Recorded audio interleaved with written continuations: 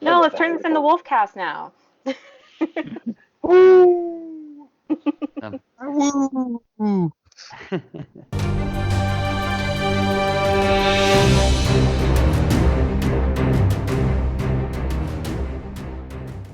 All right, everybody, welcome back for Vassals of Kingsgrave. My name is Adam. I'm also known as drownedsnow on the podcast of Ice and Fire Forums. And today I am joined by... Kevin, creepy nuncle Kevin on the forums. Jock, my name and the verse in the forums. Hey Tana, Shadowbaby on the forums. Hi, this is Saad, Saad164 on the forum. All right, we pulled you in. The Tiger King got you, as it got most of us. It's been quite a popular subject of talk through the quarantine here. So, which, speaking of good quarantine, everyone, hopefully you're all doing well. So today,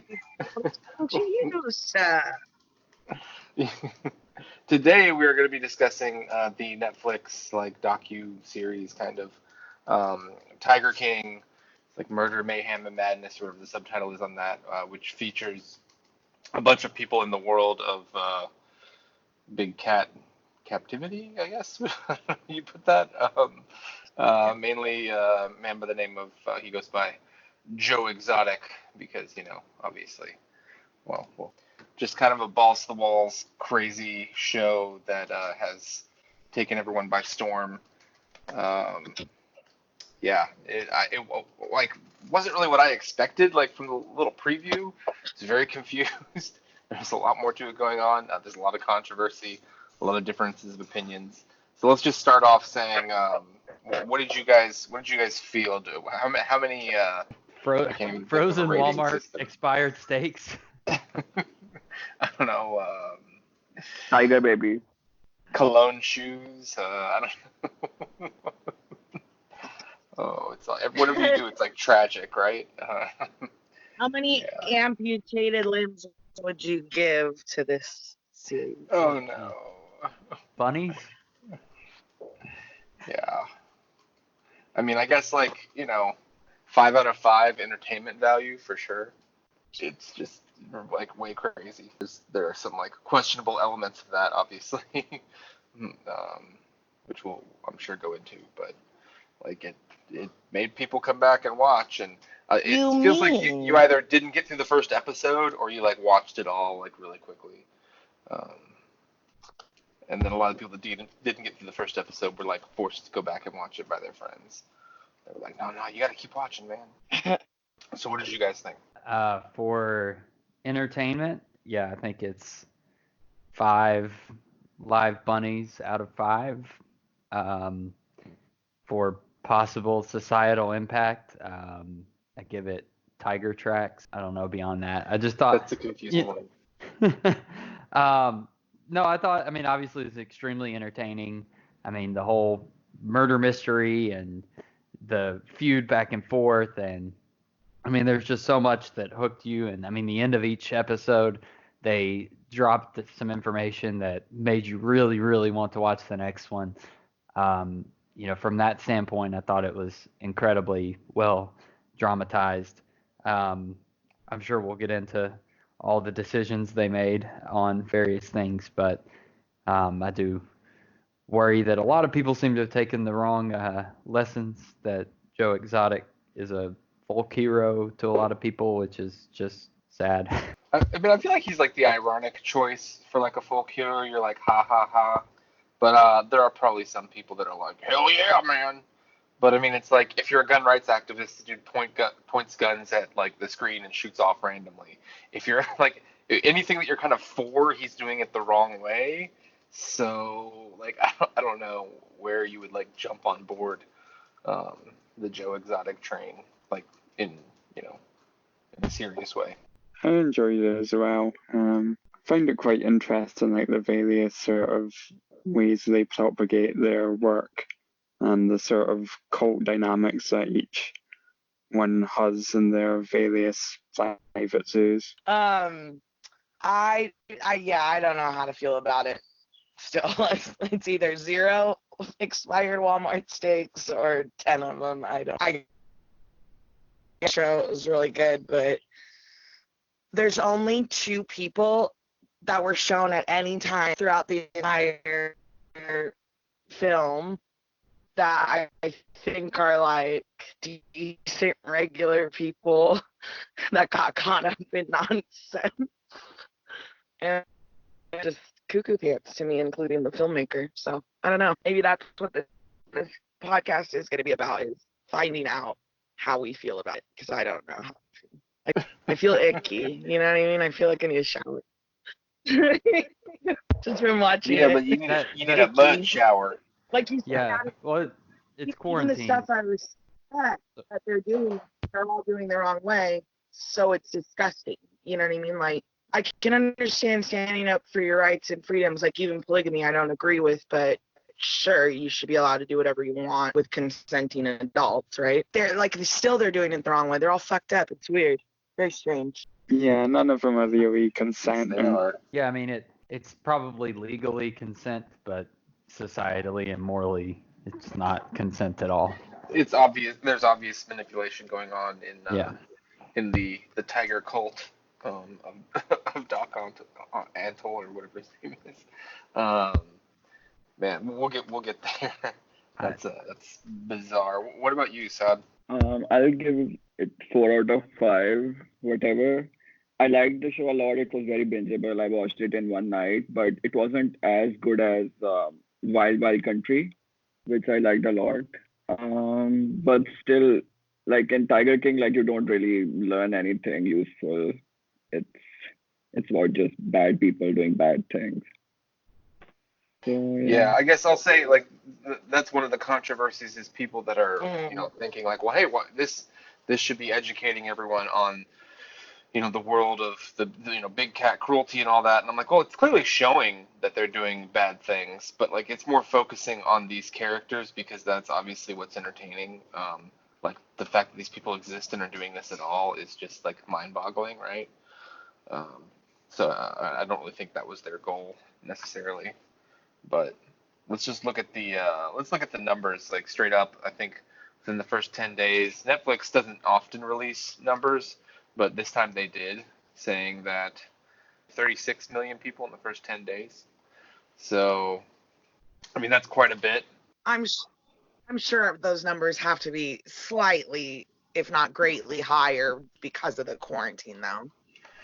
Possibly, and I think I don't think even I now would've I think watched it's a it. lot higher because that's like this aired on the 20th of March, so their numbers were only like basically to the end of the month, and that doesn't take anything for the last couple weeks where I feel like it's caught on even more in the last couple weeks. So Yeah, maybe then. yeah, but I mean people are home, they've got Netflix. I mean I've heard people like after 2 days of quarantine they're like there's nothing to watch. And I just want to slap them because there's like so many things to watch. Yeah, whatever. But this has consistently been up there like as like #1 in Netflix on the main page when you log in. So, and we'll just say for anyone that hasn't seen the series or doesn't know like what it is we're talking about, which I don't know why you're listening, but it happens. So I'd recommend go check it out before going any further. But Tiger King features a number of crazy characters. Features what is his real name? Because he gives like 10 names during Joe Shrivogel. Right, and Maldonado, and he gives like a bunch of different names. Yeah. But yeah, he goes by Joe Exotic. He's kind of like the main character, and then features a couple other zoos, if you will. They show in different parts of the country. He's located in Oklahoma, and then I think Doc Antle's in Carolina. That sound right? Yeah. Myrtle Beach. Yeah. Myrtle Beach, yeah. So yeah, it features him in Oklahoma, a guy in South Carolina, and then the Big Cat Rescue in near Tampa, basically, are kind of the main three. It does cover some other people, which we'll get into, but those are kind of like that's like the main three as far as like organizations that it covers, and then most of the people involved work for these organizations. Either housing big cats or in the case of, like Joe, showing them, performing them, like people pay hundreds of dollars to come and like pet, baby tigers, which I guess like in my head I kind of knew was probably a thing, but I figured it was like a thing in Mexico or something. I didn't realize it was a thing in Oklahoma, which is a little weird, but yeah. So I mean, and I get it, man. A tiger cub looks cute as hell. I mean, if someone, Jack Hanna or somebody brings a tiger cub on, late night, and you're like, I want to pet it. Like, sure, yeah. Like, I definitely get that. But we'll go into the ramifications of that later, what they think, as far as you know, ethics and whatnot. But it opens up showing like a staff member, someone's been attacked by the tiger, and so I thought this was all going to go a very different way. I assumed like that was going to be his downfall, is like someone gets maimed because this guy's an idiot, carrying tigers. I also thought maybe he had like 10 tigers, not like 200. So a lot of the facts of this were just quite shocking. Yeah, like Joe Exotic certainly does some like completely batshit like awful stuff throughout as what we see in the documentary anyway. Or at least it's Right. implied. So let's just go. The documentary shows pretty clearly just like a list of crimes, let's say on his end. It shows illegal sale of tigers. It shows, at least it shows the investigation and through witnesses accounts and whatnot, that he murdered several of the tigers. Him running for office and embezzling money to run for office and getting like no votes, which seems kind of amusing. No, not no votes. 19% in Oklahoma for governor. No, he got 19%. He got 19% of the votes for the Libertarian primary, which was 664 votes. So he didn't get 19% of Oklahoma. He got 90% of the Libertarian votes, which is like 3,500 votes. So you know what I mean? Well, Apparently, he was on the ballot Right. in 2016 for president in Colorado, and he received under 1,000 votes, which included write-ins nationwide. So, you know, he spent. But you saw in the documentary how much money it showed him spending with condoms with his face on them and crazy things. Which, like, one of our kind of villain characters of the series, Jeff Lowe, was like kind of right to be pissed about. Obviously, not that he's like a great guy or anything. It doesn't seem like, but yeah. So, spoiler alert: if you haven't seen the show. Joe Exotic is currently serving a 22-year prison sentence for multiple things, including a murder for hire and killing um, several of the cats that were under his care. So Yeah. which took me a weird while to figure out. There's also been this weird talk of Trump wanting to pardon him now for some reason. No, Well, I think someone proposed the idea, and some reporter was like, "Hey, would you pardon Joe Exotic?" And he was sort of like, "I'm not really sure. His sentence seems like a little harsh." But like, I don't think Trump was like, "I want to pardon that guy." Yeah, Trump I didn't think know who he was. Eric or Don Jr. talked about it, so that's why they asked the question. I think one of his I think children Don Jr. like mentioned. dressed up or something and put a photo on Instagram or something, right? Or Yeah. one of them. I don't know if he would legitimately consider pardoning Joe Exotic. That would be, I guess, unsurprising for this president, but like just quite bizarre. I mean, looking at the facts of the case, like from the show, and then looking into it a little more, I still do find it a little suspect how he got convicted on like the murder for hire thing. Like, I just don't necessarily really buy it. It does feel like he was set up, but he's also done like a lot of bad things. And I mean, he's got web shows and the little reality show they tried for years, and he was like, I want to kill that bitch Carol Baskins, like all the time. So, I mean, And I think he totally burned that alligator area, the studio, and he definitely burned that. right, because, well, I feel like that was probably him, mostly because he shows up after the studios burned down. All the why are you killing these damn animals? Like, and then he's, oh wait, hold on, let me try that again. Like, he's like basically got this like scripted animal outrage, and I'm like, oh, that doesn't seem like very genuine. Like the ashes are still No, hot, but he does that.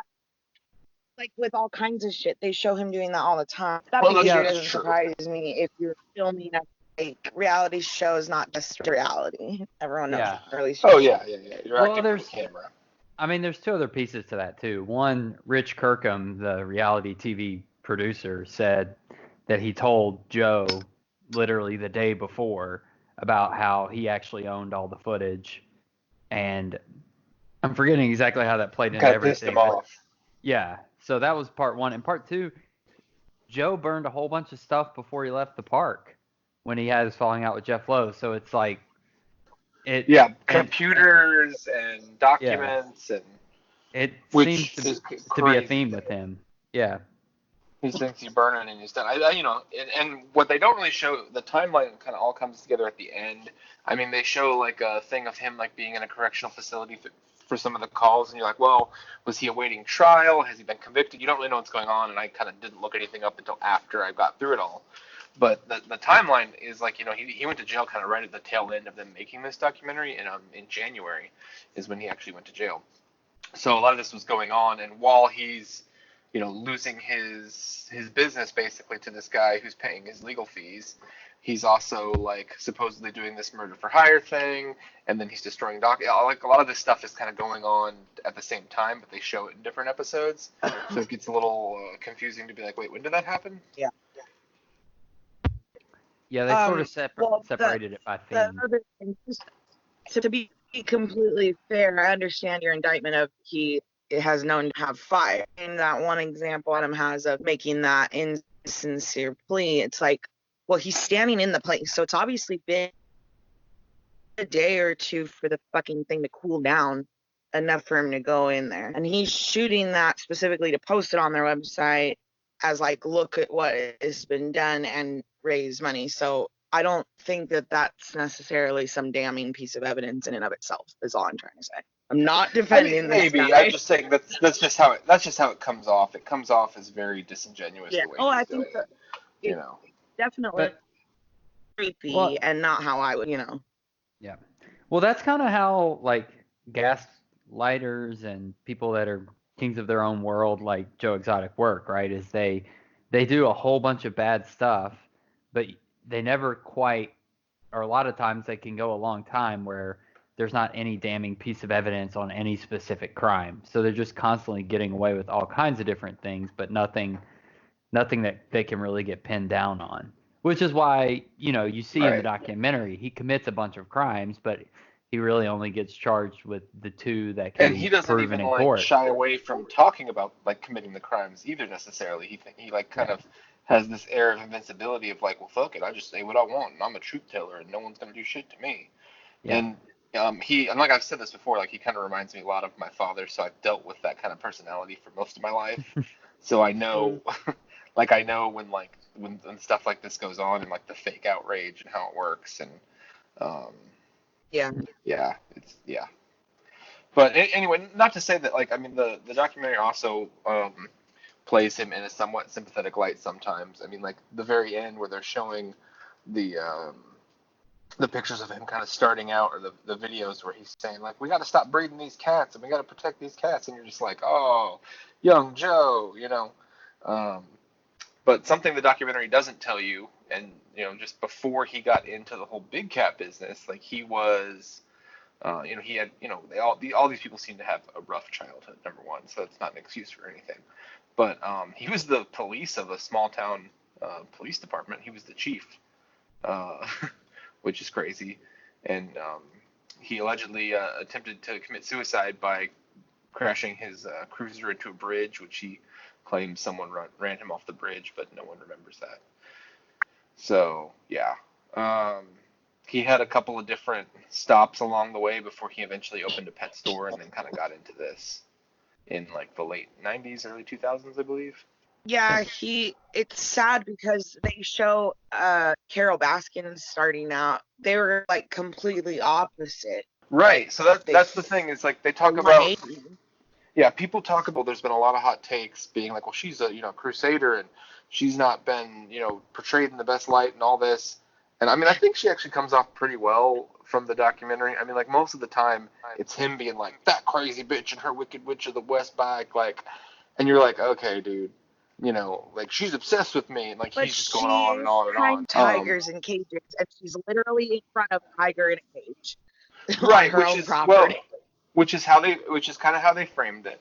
Now, I mean, because I've read her response. She like wrote out a whole response to this whole thing, and most of it is focused on like, obviously I didn't kill my husband, which part of that I find kind of suspect. Like some of her explanations, much like Joe, she has like an explanation for everything.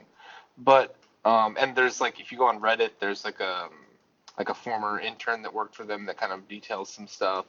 But basically, through the 90s at her place, they bred animals, right? And you can tell, some of the footage, and even she says, like, her husband, before he died, was wanting to move to Costa Rica so he could breed more tigers. They did the cub pet, they did all of this stuff, like, into the 2000s, and then eventually kind of shut it all down, and now they're, like, you know, rights activists and whatnot. So, like, to some extent, when he says, like, well, she profited off this shit, and she did, like, she kind of did for a long time. And to some extent, I mean, like, she has, there's some confusion over the way the show was showing it about, like, all the free labor and stuff. I mean, she's a registered nonprofit, so she has interns that live there, and, like, I think they're going to school or whatever. They kind of work for free. They do other jobs. They do have some paid staff, but they do have a lot of interns, I think, that, like, live and work on the property, and they get, like, a $50 a week allowance for food, which, is, whatever. But, I mean, that's not, like, too far off from what other nonprofits do, and most of the people that work there seem to enjoy it. I mean, they're feeding the animals and whatnot, free housing. But Not but I being think coerced into overall, sex. Right, there's no sex cults. It doesn't appear on her property, just the but crazy cat overall, lady I and her think very punchable husband. she is shown in a very bad light because there were many celebrities who were like tweeting against her that she definitely killed her husband, and then she refused to be part of the new episode that they're doing. Yeah, they're doing like a reunion thing, and I think that's the main thing. Is she's like that whole episode. I think the third episode kind of focuses on the disappearance of her husband, and it's like whether or not you believe she killed her husband, which there's not really enough evidence to say she did. The circumstances around his disappearance are very suspicious. The main thing, obviously, like, the stuff with the will being like, upon my disappearance, not upon my death, very suspicious.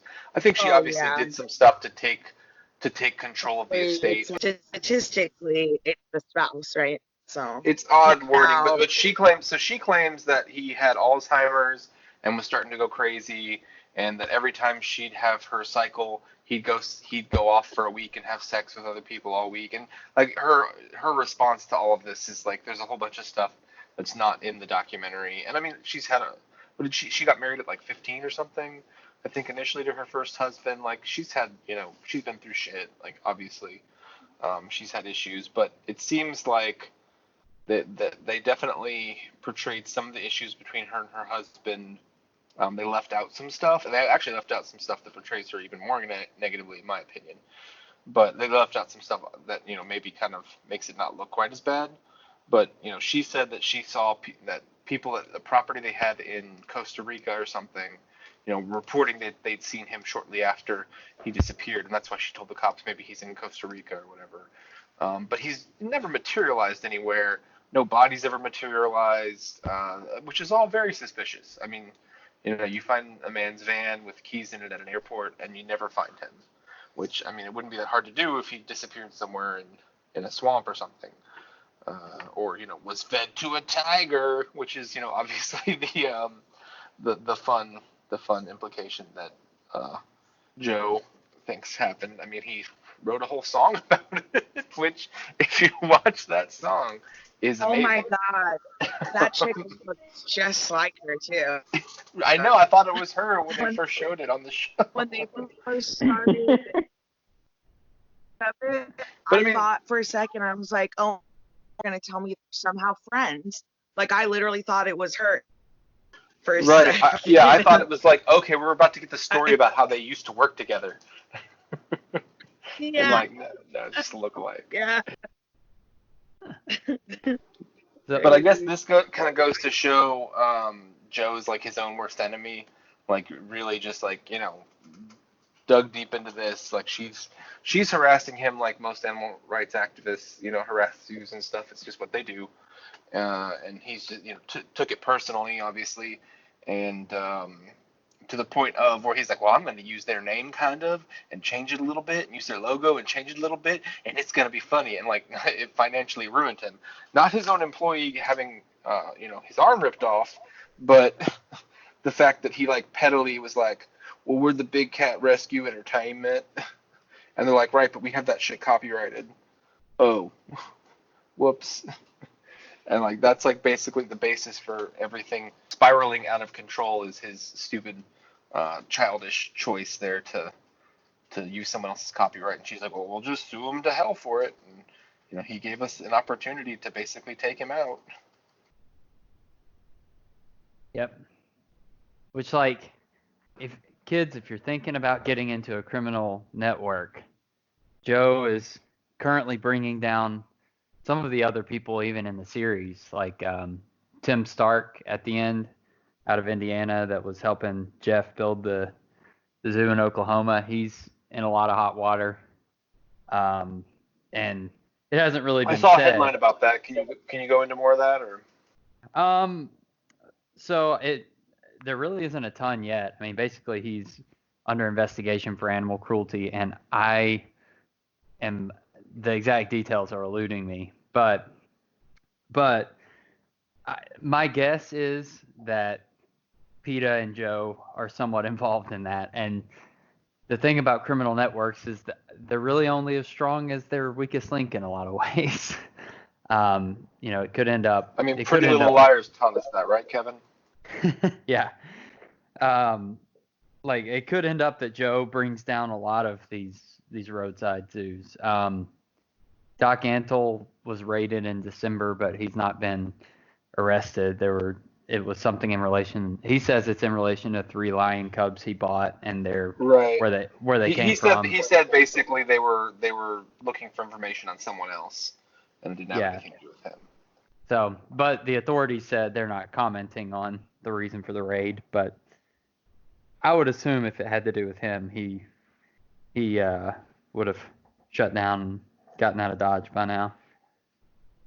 But yeah, him and all of his wives. Sadly, seem to still be doing the best of everyone. Yeah. A lot of shame when I found out his real name was Kevin.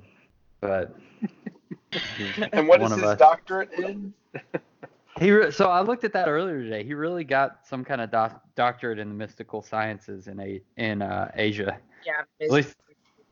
Yeah, I mean, I can get a doctorate from like Jamaica U if I want, like in about 30 minutes. But like, is it something that is like recognized as credible? Yeah, but I mean, I just thought he entirely made it up. So is what I'm saying. So there at least there's a tiny sliver of something there as opposed to nothing.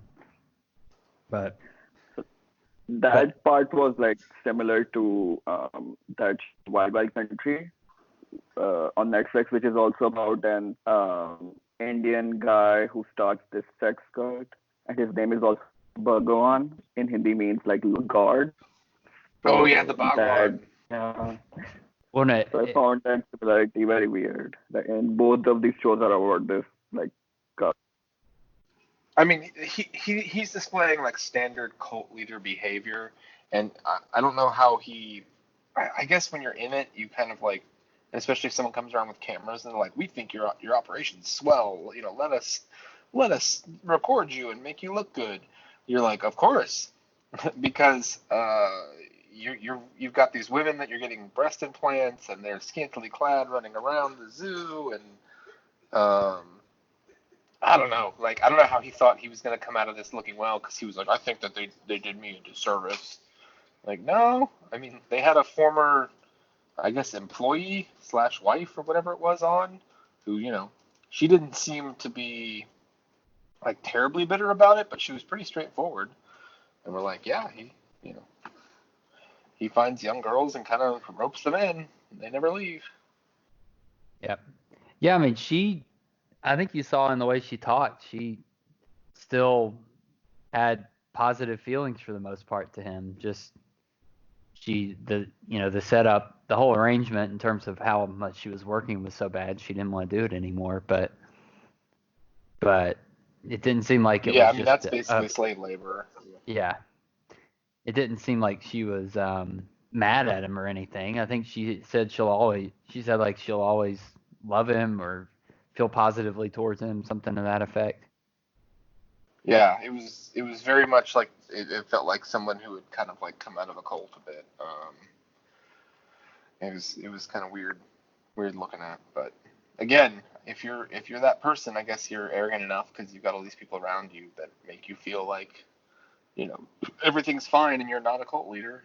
So I guess you assume that if someone puts a camera in your face, it'll show up the same way. Yeah, and beyond that too, he's had this career where he's gone on Letterman, he's helped with all these movies. I mean, I can see where, given the success that he's had in a relatively small industry, he sees himself as sort of the gold standard. And Well, I feel like he has the most legitimacy of everyone they showed on the show, even more He than was Joe in some ways. yeah, he provided the tiger for Britney Spears video. He had pictures with her. Yeah. Yeah. So I mean, Like all it all takes of is those Hollywood movies, like The Jungle Book and like all of those movies from the 90s, he provided animals for them. right. I mean, I guess 'cause they got to get the animals from somewhere. Which I guess goes to the broader question. So like there are hundreds of animals involved in this, and I thought at the end it was kind of staggering. They said that there's something like 4,000 tigers in the wild, and there's like between 5 and 10,000 tigers in the U.S. in captivity. I was like, really? Which on one hand, it's like, well, they're thriving, I guess. Like the population exists. On the other hand, it's kind of sad Yeah, because they're not what like what did real. that start They're as? not real tigers. Like they have weak genes. They cannot even survive in the wild. And Yeah, they're that's what they mixed, said. and they're hybrid, so they can't even reproduce. And so I don't think Because that's see, very this was useful. my initial thought was like, if there's thousands of tigers, couldn't you find a place to release them? And people say, they're so used to being around the humans. It's like, well, you could find a large area in Africa or Asia somewhere that's kind of fits them. That's not as populated where you could release them. But they said, yeah, a lot of them like have been declawed or their teeth have been taken out. Of course, they never learned how to hunt, but I mean, some of them would if you put them into the wild, I guess. Um, I don't know. My thing is if they're that endangered, like there's got to be a way that you can get some of them back into the wild. But I guess they do try to release the ones that they think have a hope of it. But a lot of them, by the time they get them, they're old and I Yeah, think that was she my describes it as a question. Like, retirement community, right? what is the difference between Carol and other people if she's not trying to, transfer them to Asia or something? Like, then what is the difference? She's also keeping them in cages, and the others are also keeping them in cages. she's not I mean, breeding is the biggest thing. anymore. Yeah. But I mean, so that was one of the things. So I mean, part of it though is that you have to understand is that like they bought cubs, I think, until like 2005 or something at her place. Like they would even pay for tigers to take them off of other people's hands, and they do release some cats that are capable of being released, and they rehabilitate them and put them into the Or they wild. transfer them. Yeah. Like, I'm pretty sure I've seen a thing will like give them to other people that have land like in this state or that state, and they get a special permit. So like even here in California, you're not allowed to have them, but you can get a permit. There's like one guy and he has a huge Be piece like a of property caretaker here or somewhere. something. But there's actual standards. And I Yeah, mean, their thing is that they're saying that a lot of these animals were bred to be more docile and to be petted and accept human beings, and so that what makes them like less viable to be released. Which I mean, I don't know if that's the case with. I mean, like again, if you have thousands and thousands of these tigers, like But I don't it's know. like it's any apex predator, right? Like people do the same shit with bears and stuff, and it's because there really isn't a place for on our planet with us the same way when our population was only a handful of people here, a handful of people there. There's friggin' what, almost 9 Right. billion of us here? They don't belong here. Yeah. You have to find areas where there's not that many humans. Style And I if we mean, want to even accommodate them. in parts of Africa, you have like what do you call it? You have like lions and stuff that just become more of a nuisance because they're killing the herds and the villagers hunt them Right? down. I think what they said is like there were certain Look I at don't know how cats look that at they've rehabilitated and they've taught them to hunt, and then like when they released them, they just went out and hunted and killed whole herds, but like didn't eat them. Uh, so that's a problem too. You know, there's no balance in that. all humans because they run off dollars from tours. Like the argument that those people are one way to do it. You got to make money if you want to live. She's arguing that it's no kind of life for them. You know, I tend to agree. It's right. like captivity. There is a place for it on our planet. It's like SeaWorld, that whole argument. And I've always said, well, SeaWorld keeps a little one whale, and look at all the dollars they put into saving all the other whales. There's like way more. So I mean that's the larger argument of like there are some people that are like Interesting any zoo is places like evil, which I'm not really I don't support that argument. But where do you draw the line? I mean, SeaWorld's a profit corporation that also has a nonprofit element in it. I do think that it is always wrong to keep an animal in a cage. I think that there is a societal benefit to having zoos and aquariums and stuff. Exactly, like the education, the conservation, It should be regulated. Yeah, and I mean zoos are heavily regulated. Yeah.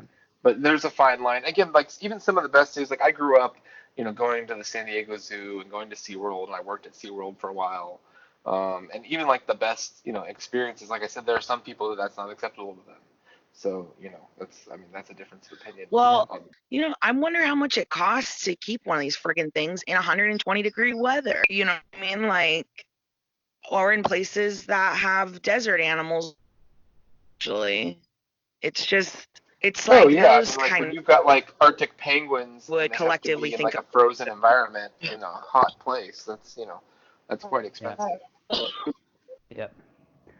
So it's just, it doesn't seem like the most efficient way to do conservation and rescue. There's a certain amount of showmanship involved in the entertainment package. Those people are dropping $300 to pet tigers. They're not going to do that to see tigers. Yeah.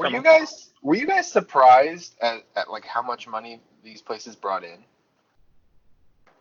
Yeah, even I looked up Carol Baskin's like numbers today, and they essentially raise like $5 million a year, and I don't know what their operating expenses are. Her and her husband, between the two of them, make $130,000, but other than that, I don't know that's their salary, but they also have the property, and they have a trust and an estate, and whatever. Yeah.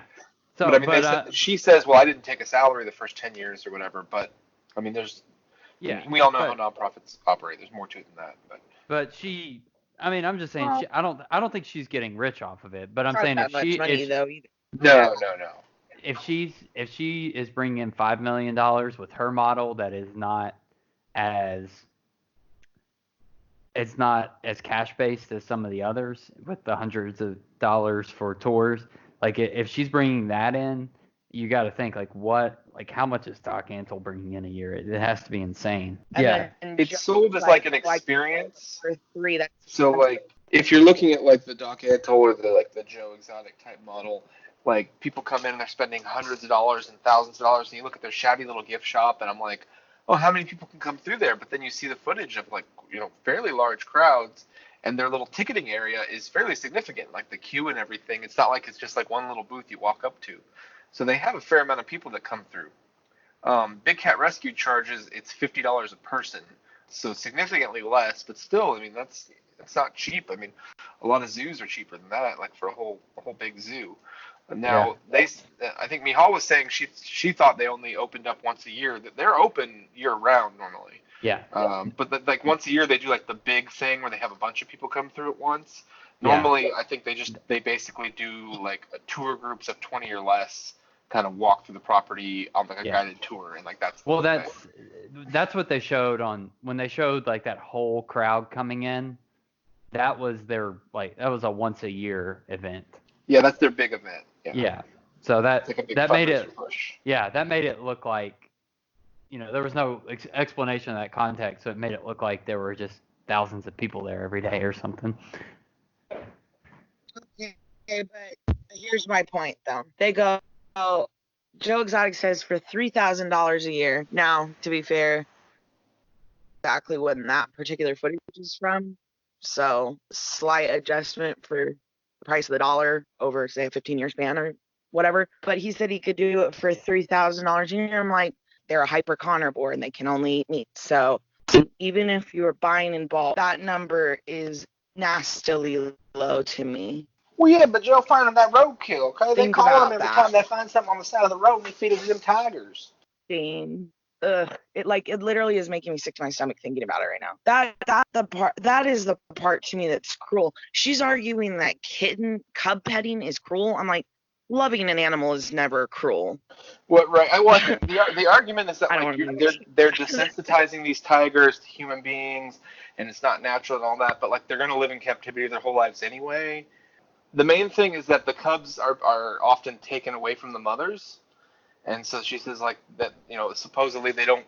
I mean, I would assume they go back to the mothers, but I don't know. Maybe the mothers don't take them, or I don't know how it works. Because then if they're not drinking the mother's milk, they're not getting those immunities. So then there could certainly be a health aspect to that. But and I'm sure stress, like right, because to us any it's mammal, cute, and to them they're probably freaked out. Yeah, like any mammal that is taken away from its mother too young, it's gonna have huge ramifications on how it interacts But I with mean, the we could say the world same and of stress it out. dogs or guinea pigs or pretty much anything else. There's a Yeah, lot of pet stores that are very unethical. Yeah, well, I mean, we know with dogs that it's minimum 8 weeks, better 10 to 12 weeks, and then I'm assuming it's something like that with tigers. So maybe We see Joe taking one right after it's born. And being like, hey, this thing still got the Yeah. juice on it, man. No, that's fucked up. I know, he's like, it's an hour so- old. I'm like, what? That is crazy. But maybe, I mean, you gotta say, he's all, like- they show he's walking with them somewhere right there. So I know they said that they never use like a legit vet, but maybe there was, because zoos do that. I've seen them fucking tricking pandas and swapping them out, like, you've seen those memes. Right. Well, usually to like go and, feed like, them check or to like them. take them off for checkups, yeah. But like zoos also heavily promote like, baby whatever just was born. Like they that brings in a lot of people. That increases their membership as well. So I mean, I think it's fairly Not like universal that one the babies panda, appeal to not two people. pandas. They don't have 300 pandas though either. You know what I mean? So like, that's the thing. So that was the main thing that I thought was weird is when you talked about this guy, I thought he'd have like a dozen animals, like a dozen tigers. That seems like plenty, but no, he just wouldn't stop breeding them. Right. Yeah, the highest overall number I heard was 1,200 Okay. from. Well, no, I was just gonna say Rich said that he had 1,200 animals at one point. It's just wild. Oh, well, that's everything, right? Because they focus on the tigers, but then you see the chimpanzees at the end, and apparently they have 50 different species of animals or more. So, including ligers, which is so screwed up. Like that is so messed up just to make the crossbreed like that for no reason other than entertainment. And they become way big. Like they're bigger than both. Yeah. And they have so many ligers. issues. Yeah, ligers are bigger than tigons, but I don't know if they can reproduce. No, they can't. Normally, I don't think. It's like a mule, right? Yeah, I believe so. Yeah, that's what I feel about mules then, Kevin. Well, I mean, if a mule can have a working purpose more than, I mean, my understanding is it's like you sort of get the docile nature of a donkey and the horsepower of a horse, basically. But I mean, it's not great, I don't think, but that's a lot better than just doing it for entertainment. Yeah, and to be fair, I think that we do view like service animals or pet animals to be a bit differently, just in society. And there are some people that think that's wrong, obviously. But I don't know. I mean, part of it is that like big cats are inherently dangerous. Like, if you have a dog, depending on the size and type of the dog, like for the most part you can control the dog if it comes right down to it. Like, we train them, etc. Like if the dog was 5 times the size with 6-inch teeth, and like basically you're taking your life into your own hands every time you went near it, like we wouldn't keep dogs as pets. Right. So the issue that I'm seeing with a lot of this, like in comparison to, like domesticated animals breeding, and like we're talking about like pets here, like cats or dogs. There are a lot of already stray dogs and stray cats, so it makes sense for them to, predominantly, like we make sure that cats are sterilized, and same thing with dogs when we take them on as pets, as like a rule of thumb. Whereas, like, with this is an endangered species. This is it's a little bit more gray here. And I think that a lot of that, the question I had after watching it was really like, is there a path to take them back to their natural habitat that wouldn't be as inhumane as just like keeping them in like cages? Yeah, that's what we were talking about earlier, and I mean, like the places that keep them seem to think that that's not possible. I don't think that would be true for like every single cat that's in captivity, but for a lot of them, I mean, like they said, like a lot of them have no teeth or no claws. They're very old. They have health issues. They don't know how to hunt. A lot of obstacles, I think. But all of these young cats that are being born, like there's, is there possible that you could have a way to reintroduce them somewhere? Like I think maybe. I think people are trying to do that, but most of these places aren't. That's not their focus. Also, hi, Casey. Carol is saying they need like Hi. X amount of squares in the wild. They need to what? They need 400 square miles in the wild. Oh, territory? Yeah. Yeah. There isn't enough other species left in some of those places that are their habitat for them to have that territory. So to release them would be like a death sentence. They can only have so many. To that What were you point saying, Kevin? of like apex predators, like I don't know if any of y'all have ever seen.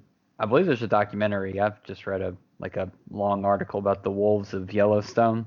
I mean, they introduced something like 40 wolves in the Yellowstone, and it and that was all that gigantic park needed. Like that gives you an idea just of how apex predators, just how there can't be a ton of them in any given area. They but it more or less kind of fixed the ecosystem. Their whole they started having a lot better. The banks of the rivers started to have more foliage because there weren't as many what's the word, herbivores. Like the wolves were killing. Yeah, the wolves were killing the herbivores. So then there started to be more. They thinned those numbers out, so there started to be more foliage along the riverbanks, which meant that the bed of the river got more stable and it could support more life actually in the river. So just kind of interesting that It's the circle of life. yeah. So I would like to say that also that the livers changed so, but that sort of conclusion of the experiment is quite controversial. So there are people on both sides, and it being beneficial is not being fully decided yet, whether or not it's been beneficial yet. Jock, you just had to both sides me, didn't you? What else would he do, Kevin? Come on. Well, either way, I think the point goes to say that park couldn't support 5 times as many wolves. Right. It's not like you need to drop hundreds of wolves in there, and that's a huge area. So that issue, all that point was to say you couldn't just double the number of tigers anywhere that they live naturally. But plus, to the wolves point of live in packs, and I think tigers mostly are solitary, right? I believe so. Yeah, unlike lions. There's a lot of misconceptions about how wolves operate, but I don't want to get into that.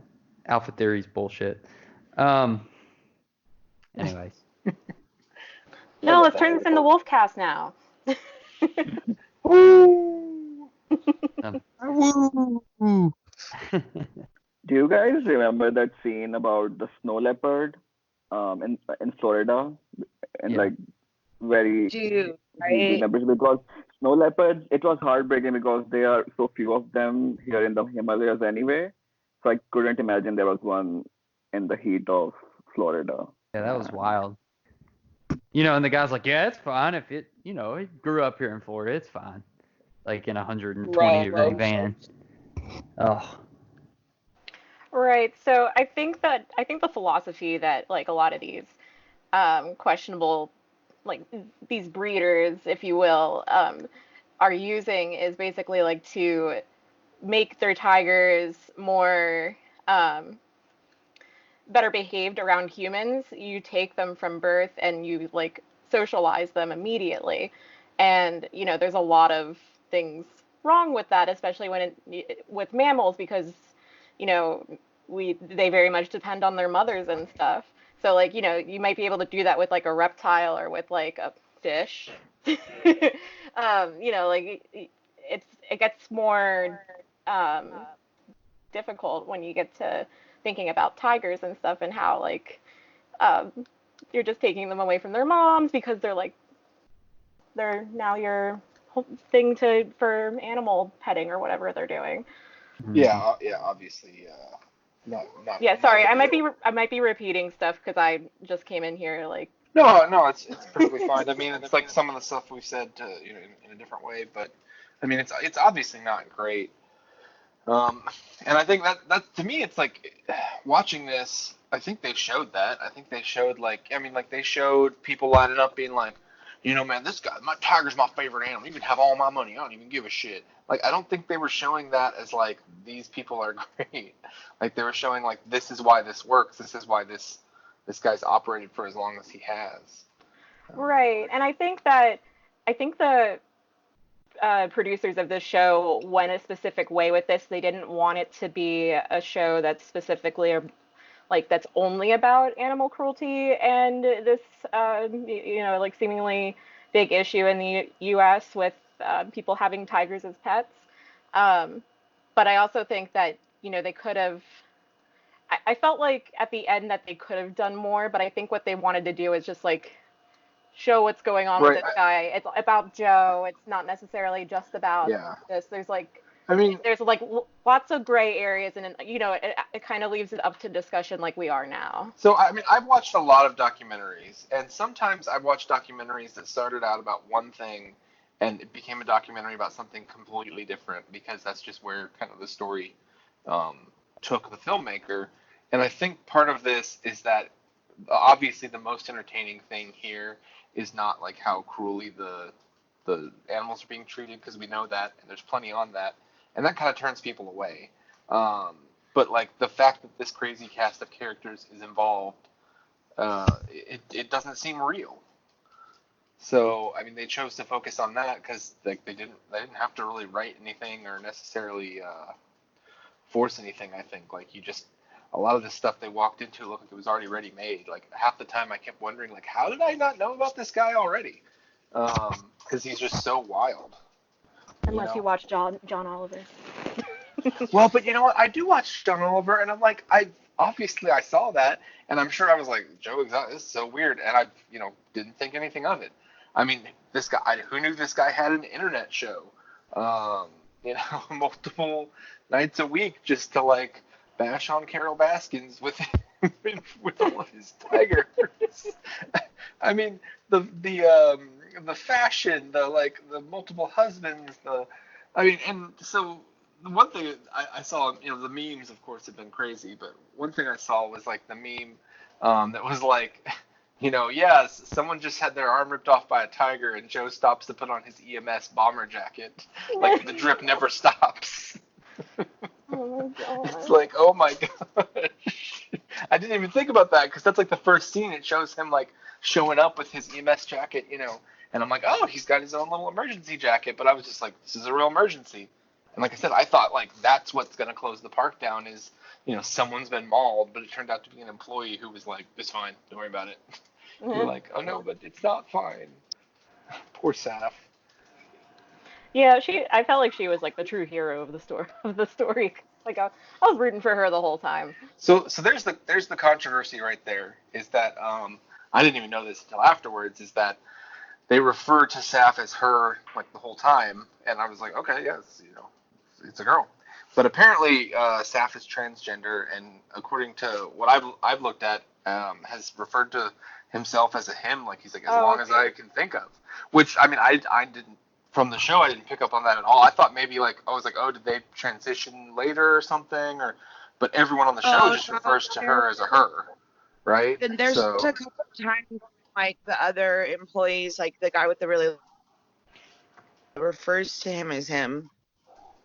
It's oh intermittent though, and it wasn't clear to me either. But yeah, I maybe kind I of missed it assumed. then if they're not doing it consistently. Yeah. When they have the audio of the 911 call, the person in the front office at the zoo says he. So Yeah. Oh, right, and that was like the first episode. Huh. Yeah. So that's interesting, and I mean the tragedy there is, I mean, so his arm was obviously like mangled, and I thought it was just ripped off, but then you see like the stump is like kind of mid forearm there, and talks about how the doctors were like, well, we could try to repair it, and you'd have years of rehab, and they're like, just cut it off, which unfortunately is usually the choice because it's quicker and cheaper. It gets you back to work, and most people can't afford all those surgeries. But like maybe you could save your limb, but a lot of times I think doctors are used to like there's a lot of times when they're taking limbs, it's like diabetics that are not controlling it very well, Yeah. and they just like start taking stuff, and like that's just kind of their default because it's easier. But again, most people aren't going to pay to try to save their limbs because it's so expensive, and they don't have the insurance or a job to be able to afford that. So it's kind of sad, but he was just like, I'm right back to work, everything's fine, which is like totally a champ through all through all this. I mean, Shouldn't he have gotten a huge payout? well, this is what I Even thought because like even just from it's L and I. like pretty much standard. Like there's like a standard payout for workers' comp and stuff. Like if you lose if you lose an appendage, if you lose a limb, like that's all pretty well baked in. So I would assume there was some kind of payout, but that's never discussed. Well, if she's off the books or he's off the books, like I don't know if that's Well, actually then that would be a huge legality. lawsuit. You know what I mean? Yeah. Like that's why I'm like, How this can must be the end of this guy's lawyer? career, and it wasn't. So And you've seen how George treats lawsuits when like money is demanded of him. You'll just literally start blowing up over his property. yeah. Well, Carol's been getting Yeah. her money one way or the other. I mean, she got like I think it was like $1 million or something for the copyright infringement, which is just like, I mean, basically he gave her that for nothing, because he was an idiot. But they changed ownership to what's his name, Jeff Lowe, so, to try to like stall her. Basically, they just were like trying to burn her through her money, which they're just burning through their own money too. So that doesn't really change anything. Have we come to any conclusions yet that they're all narcissists or maybe borderline sociopaths yet? I mean, like they're all something. Obviously, I don't like to like diagnose people over the TV because I'm not a doctor. Or Oh yeah, anything. no, But yeah, just like probably. a personality type. Yeah, they've got something. Definitely, I would say Joe Joe's probably the worst as far as like how disassociated he is with everything. Yeah. But like they all are. I mean, like I said, Carol is now doing what appears to be good work, and a lot of people like her, and they're like way into it. But she's also, I mean, she's number one. She's a crazy cat lady. Like, not to try to be mean or So derogatory about that. stereotypical, Adam. But yeah, I know. I'm sorry. But I mean, she is, and like I'm not even saying that in a bad way. Like she owns it too. Yeah. So it's fine. But there are some aspects of her business and her personality that you're like, oh. But she's far from like the worst person in this. Like, Right. Like, with her, I feel like the reason that I just like don't like her is just how she's kind of cashing out from all of this. And like she probably like by not breeding tigers, she is doing the more humane thing than Joe and Doc are. But yeah, but she used to breed, and I mean, like she is indeed making money off of this. And we've said, I mean, I think Kevin, you said she has like $130,000 a year salary or something. Well, Like her and her husband. and her husband, so that they make decent Fine. money. They don't pay for their room and board probably. Probably all of this stuff is paid through via the the trust and the nonprofit. Like she's not like making millions, but she already had money to begin with. She wrote a whole big thing on her website, like disputing everything. She disputes that like her ex-husband really had all that much money, according to her.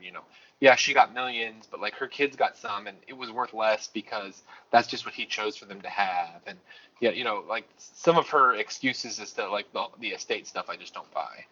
But did she kill her husband? I don't know. Is it fun to think that she fed him to the tiger? Sure. I mean, did that happen? Probably not. Witnesses and shit. It's hard to hide that kind of stuff. But what happened to him? Something happened to him. He just quote disappeared, and somehow it's in the will that like disappearances are included, which is highly bizarre. So. Yeah, it's not something you typically have in there. I don't think that we'll ever get closure on this case unless his body is ever No. found. But like I said, I've seen how like bizarre and crazy people get around estates and shit. Um, so I sort of understand it. Like, her excuse for the assistant or whatever that's talking about how she was supposed to be the executor or whatever didn't have any paperwork, uh, which is like you would think you'd have that paperwork, but then I guess she like delivered paperwork like a few weeks after all of this, like so Carol's thing is why didn't she bring it up right away? Right. Which she didn't bring it up until they got to court, which is kind of what you would maybe do is like save it for court. I don't know, Maybe. but she claims that she also embezzled funds from them and was like purchasing properties in her name, and they like had to sue her and go to court or something. Right.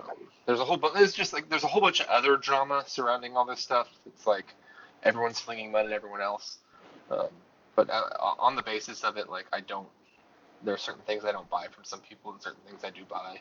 I mean, honestly, for the most part, I find Joe to be very truthful because, like, he tells on himself all the fucking time. And you're like, why would you say you did that, Joe? Like, I mean, I'll just believe it. But then whenever, usually when he's talking about himself, a lot of times he seems to be more honest, weirdly enough. And then when he talks about other people, he just makes shit up. So, Right. I don't know.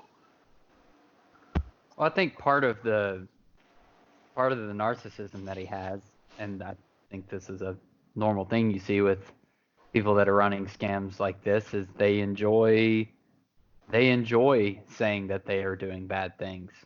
They enjoy And getting away with it. Yeah. I Yeah, mean, they that's want part- people to know that. Yeah, Yeah. you're right. Because like you can't touch me, I'm better than that. Well, he was getting away with it for a while. Well, that's just it. They get away with it until they don't, and they think they're never going to get caught after a certain point. If they get away with it long enough, obviously. Yeah. But the one thing I'll say about Carol is just that, like, I know of a lot of non-for-profits that do animal rescue and cat rescue and that, and maybe setting it up like a zoo would be beneficial to get the funds to take care of the animals, but I don't see it as I don't see what she's doing as a nonprofit, if that makes any sense. Yeah, and I mean, again, we discussed earlier, like, she didn't start as a nonprofit. I mean, it even shows it on the show. Like, her and her husband bred the animals. They had the cub petting. They bought cats from other people, like, into the early 2000s. And I mean, it seems like a lot. Some things, like I think the breeding basically stopped once he disappeared. I think she kind of wanted to stop that. Yeah. So which is like another, like obviously they had a big argument over. Um, like she claims the restraining order was just because she would sell off his junk. She said he kept buying trucks and cars to resell, but it was mostly junk. He was like dumpster diving, and so he would go once every 4 weeks when she had her period. He would go out of town to have sex parties, and she would sell off his stuff, and so he got a restraining order claiming that she threatened him, which she never did. And yet, you know what I mean? It's like a lot of like he said, she said. Like I feel like Joe, she has some like, oh well, that she's got an explanation for everything. It's like whether or not you buy it. And like Joe, it's like I buy some of it, and some of it I definitely don't. So. Yeah, they need like a follow-up called Tiger Queen, and then we can like delve into like everything that she's doing. Well, I mean, so it's weird now. Like, it does seem that a lot of people are on the Joe train because there is it Discovery? I think Investigation Discovery is in talks like with Joe to have a series investigating Carol. Oh my god.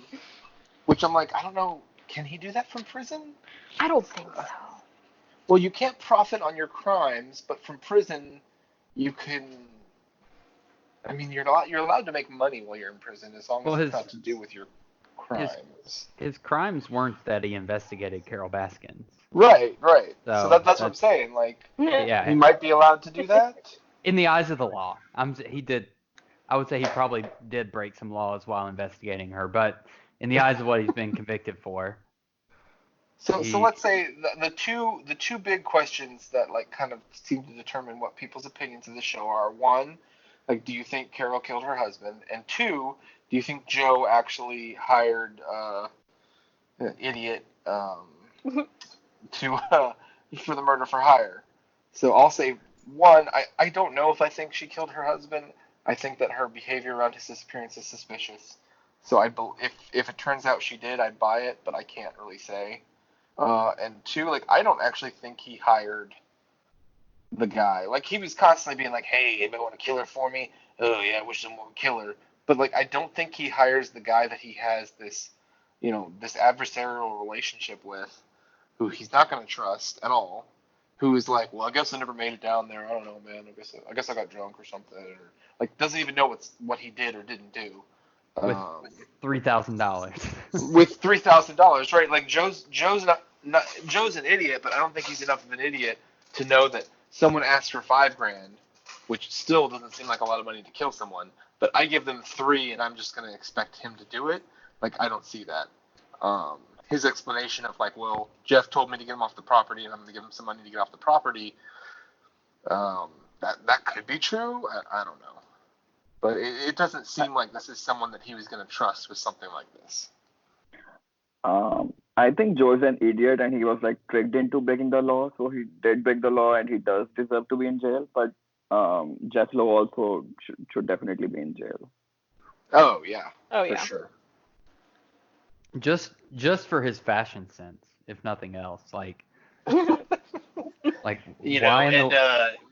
when I'm in prison, I can't have pussy for pussy anymore, Yeah. Like, I forgot about that. Like, you have like the whole sex cult of like the Tiger Queens, and then you have the dude like bringing cubs into Vegas casinos in like rolling luggage, containers to like lure women to his room.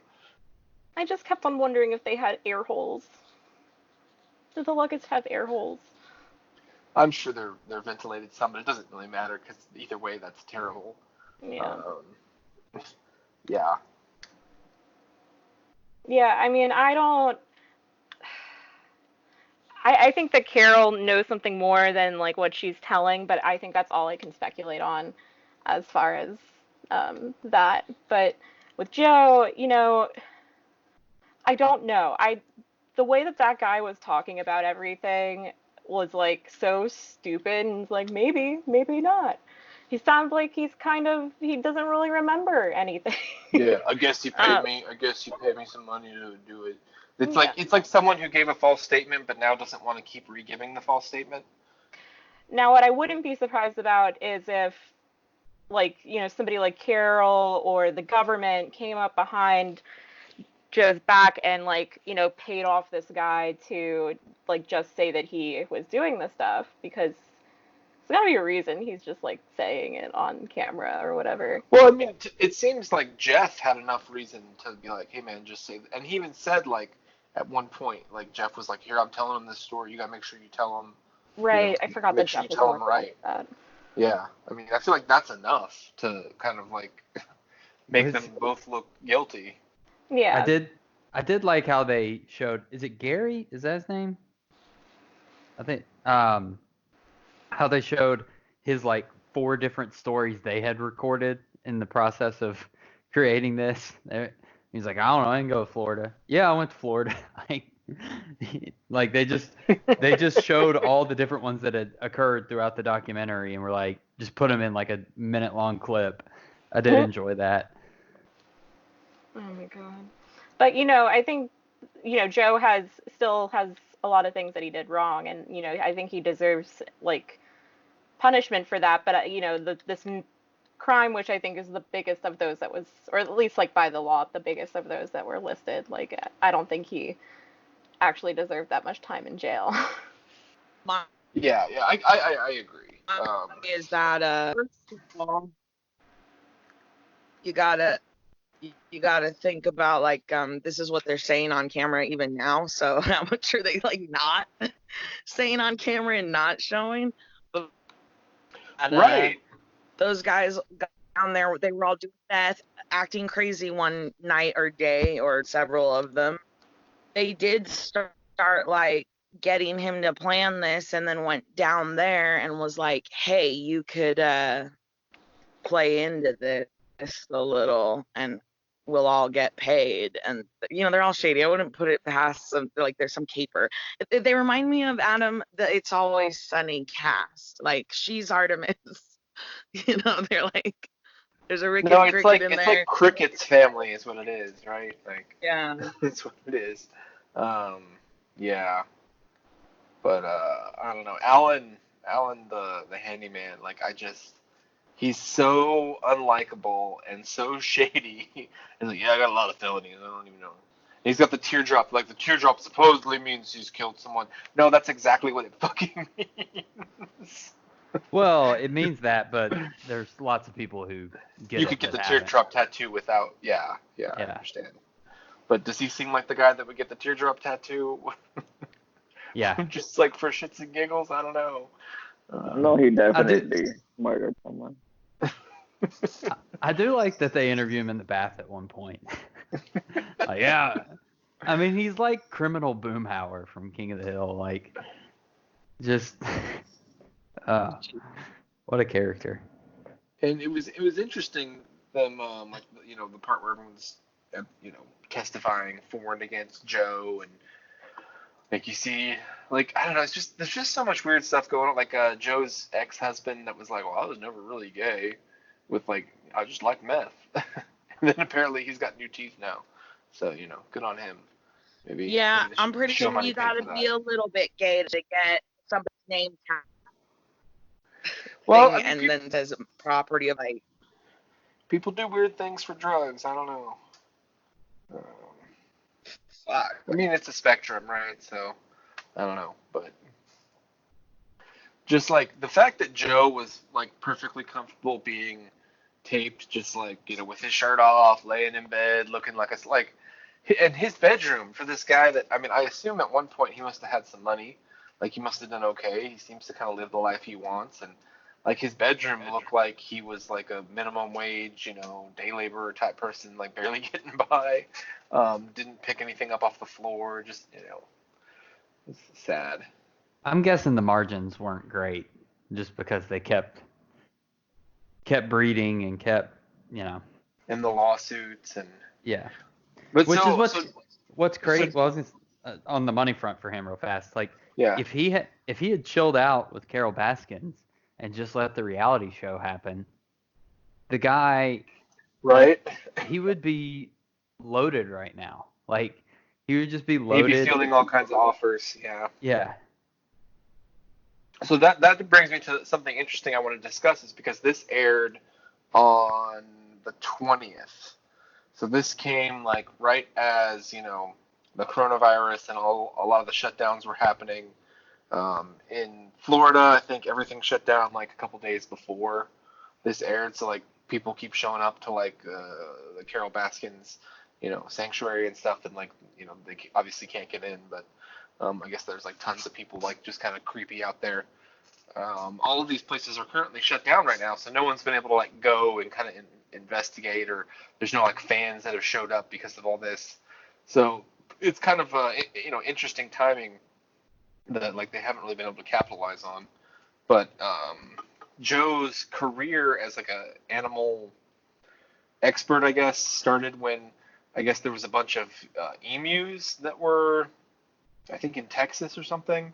That like someone had a herd of emus that they needed rounded up or something, and he was like, oh, I'll do it if you let me keep the emus or whatever. But apparently it was like too hard, and he just started killing them. So, and then he got in some hot water over that. So that's kind of how things started. And I mean, like the tale of when they found those tiger bodies, which I mean, wouldn't tigers? I'm sure tigers died in his captivity anyway. I don't know what they did with them, but maybe because they had like their bullet wounds in the head or something. Yeah, I don't and know. But there were no vet records. oh, So no vet records, so it's like yeah, all shady. Yeah. yeah, So the fact that the accounts are just like, well, he shot one of them and was like, shit, that's all you gotta do to kill him, and just started killing them. And you're like, he clearly just, I don't know. It's whatever feels good at the moment for Joe. And at that moment, he was like, well, I feel like killing some tigers.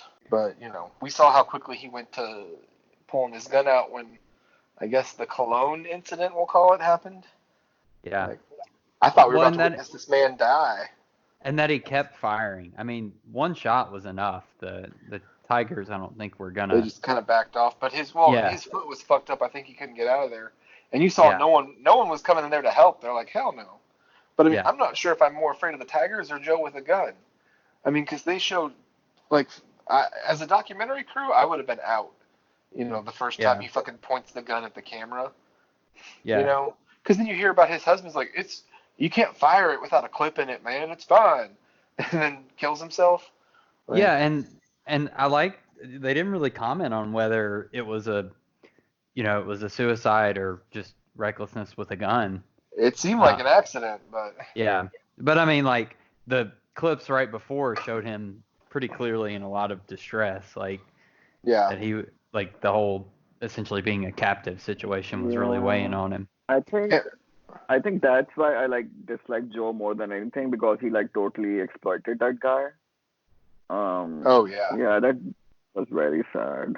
Just that giving was him drugs so he can Travis, take right? advantage of him. Yeah, Yeah. yeah, Yeah. And I mean, if you look at the security cam footage of our libertarian friend, like he sat there with his hands on his cheeks like Macaulay Culkin, and his jaw dropped for like 30 seconds, and I was like, is the camera still going? He was like frozen because it was that shocking, Yeah. yeah. That for the most part, I like that guy. He had a couple lines at the end. I was like, but I did like. Right, I did. right. I did. I was like, this guy's the most normal one, and then at the end, you're like, Yeah, when he's like, this was originally about conserving species, and these two. I was like, no, it wasn't. Like, no, it's not that. Just stop. Like But I mean, he these were worked not. there, right? He was one of the employees, so you got to kind of Yeah, tell yourself stuff. yeah, but I mean, he was more on Joe's campaigns, right? But I like that. I like that Joe The hired him. campaign manager. Yeah, Joe hired him because he was the manager of the ammo section at Walmart, and he was like, or the gun section. He's like, well, you But can manage this, you can manage a Well, but campaign. I'm sure they've talked a bunch, and he was like, "Well, this is a young guy that seems very smart." And they've probably had political, Yeah, conversations. And he was like, "Shit, campaign manager's my dream job. Hell yeah!" yeah. Which But like, he's like, "Well, Joe didn't have a platform. I just made it my libertarian platform. He didn't care. It was just well, whatever I yeah, said."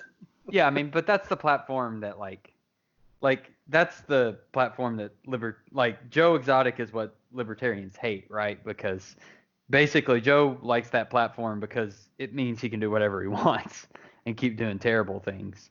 Um, Yeah, which that's not how being libertarian works either. yeah, yeah, I You know. can't deprive other people of their liberty. Yeah, but uh, Yeah. oh, Joe. I have a Hey, question go ahead. Yeah. about the polygamy. So Joe cannot be legally married to two people, right? No, and he couldn't even be legally married to any of them until a couple years ago, because I gay was marriage wasn't surprised legal. how So open-minded the people of Oklahoma were, because it's supposed to be a very conservative area. So they were kind of okay with the I polygamy feel like and the homosexuality. I feel like with him, he's this guy wearing these like loud shirts, with the tigers. Like he's this, larger than life personality. So he's almost a caricature, and he's not really a part of their world. Like you saw, they didn't really vote for him, or like they didn't really. He wasn't in their polite society, so they're kind of like, oh, whatever. This guy's handing out condoms with his face on it. It's so funny. Yeah, exactly. I think it was more of a sideshow thing. I mean, in a lot of ways, you can argue he is a negative for the LGBTQ community. Like he's Right. capturing, essentially capturing young men that are, I mean, they're legal but barely, and pumping them full of drugs. I mean, he's in a lot of ways. He's like a predator. Yeah. Yeah, he's just barely. He's 100% a predator. Yeah. So is Doc, and yeah. Yeah. But he's, just maybe a half a degree away. And it's a big step, but he's one step away from the whole portraying gay men as interested in young boys always stereotype. So, I mean, I can see where if there are people who are anti it or fits homophobic, that they're kind of fine with it because it's honestly probably hurting that community. He's got the reefer madness. Yeah. Hey, Adam, you mentioned emus a minute ago. I remembered Tim Stark, the Indiana guy. One of his charges is that, or one of the accusations is that he put an ostrich in an emu cage, and all of the emus that were in there immediately turned on it and killed it. Yeah. So ostriches and emus are very similar. I don't know the difference. Obviously, they know the difference. Ostriches are a lot bigger. That's one huge difference. Oh. Ostriches are more dangerous? I mean, they both seem pretty dangerous to me. Yeah. But But he was like, well, whatever, they're the same, I'll just put them in a cage. It's like putting a lion and a tiger together. Yeah. And then when he transported all of the animals down to the zoo in Oklahoma, he just put a bunch of them in the backs of trailers and stuff, and like 40 of them died on the way. So, wow. Yeah, he's a pretty brutal guy. I felt like that was pretty obvious from his portrayal, but yeah, I mean, it's weird because like they show us so many horrific things about these people, and their terrible just life choices, and then like you see like, oh, there's more to it, They're like, what was the snitch's name? What was James Garretson. James, yeah, who was like, well, I'm working they asked me to work undercover. That's how I became a spy, son of a bitch. Yeah, like, and they show the like, no, dude, you're a CI. You're a freaking like hillbilly snitch. Yeah. I did. So there's a lot of arguments about the jet ski shot with him that I've seen. And I wanted the jet ski shot. What were you saying? Sorry, Kevin. No, well, I just want to like defend that because as gratuitous as that was, I think with all of these characters, they tried to give you a portrayal of how they see themselves. Like it was honestly a very like George R. R. Martin thing that like this guy sees himself as a badass, so we're gonna show him riding on a jet ski because he wants to do that. And I think like Carol sees herself as sort of a hippie saving the world, so we're gonna do slow-mo shots of her on her bike and we're gonna show her closet full of tiger print. And she's gonna wear a flower headband every time we see her. Yeah. So I mean, I think from an artistic standpoint, I really like that. Like just that idea that let's give you an idea of how these people see themselves first. Like I think that went a long way. I think that's the thing for me. Like I think you hit the nail on the head there, because to me, people saying that like, well, they didn't do enough to kind of take it to these people and all that. Like, as a documentarian, especially with people like this, the way that you get access, the way that you get footage is to just be like, oh, cool, man. Like, show me that. Like, you saw the guy that was making the reality show is like, let's get a fucking throne and have you take pictures on it. And he's like, yeah, man, Joe would like fast forward and rewind and watch that fucking throne footage all day. And you're like, yeah. But then when it comes down to it, at a certain point, you're like, dude, the footage is mine. I'm going to do what the fuck I want with it. And then Joe gets pissed. So I mean, I think that's kind of how you get the footage, and there's probably it's probably a very hard job because it's not like when you're let's say you're a director and you write a story and you hire people, like you're in control of everything, and what goes on the screen is what you say, and it's the story you want. This is like, you're like, I need to get this angle, or I need to somehow get this on camera. That's something I've heard about.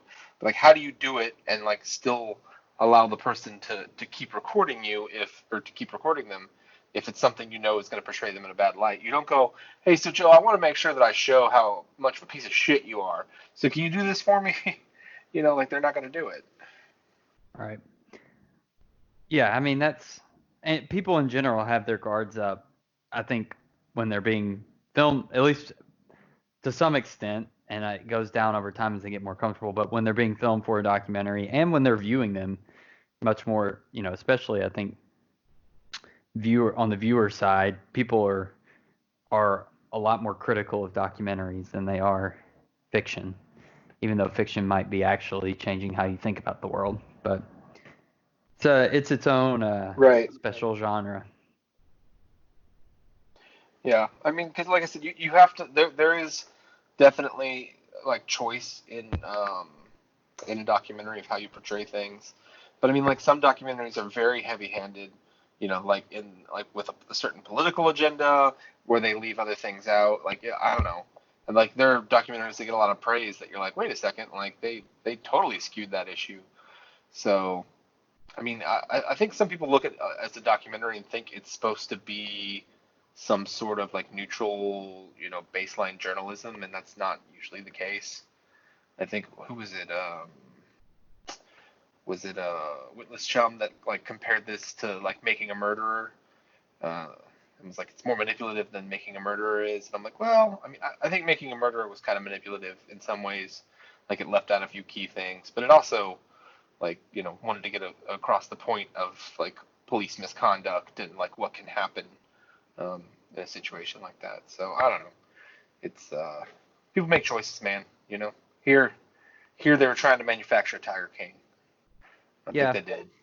I think my two critiques on that front were, I mean, one, just kind of letting it go unchallenged, some of the accusations about Carol. Like, she's not like, I think Rich Kirkham was the one that said she's basically the same as Joe and how she treats the cats and how she makes money off of them. And I don't think that's a fair critique of her at all. And to let the most reasonable person, or one of the very few reasonable people that you're interviewing, say that, and then not have.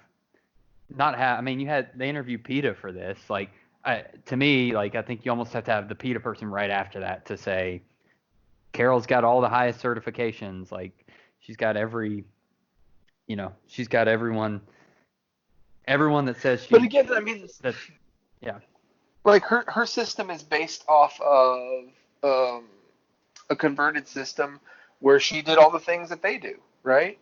So Yeah, I mean, there's probably some of that criticism that remains from like the past, number one, and I think they tried to show, at least that's how it came across to me, that like all of these people being like, the whole industry would be way better if she just fucking died. She's just as bad as we are, yada yada yada. Like they had a vested interest. They're not biased at all. I don't think they were trying to present any of them as being unbiased. Now him being like the filmmaker. I don't know his like credits well enough to know like the other stuff he's done, but like once I found out like his because I was like, where did this reality show go? I guess it didn't go anywhere. Once I found out like all that shit was destroyed, and I was like, okay, so that's why I've not heard about this guy. Kind of made sense. Yeah, I think part of it is at that time in the show they had established certain people as maybe the Jim Halperts of this documentary. Yeah, you're right. And he was one. For most of it, he he was sort of being presented as kind of like the observer, the like semi-impartial observer. Yeah. So I just think you got to be careful with that. That's a fair criticism.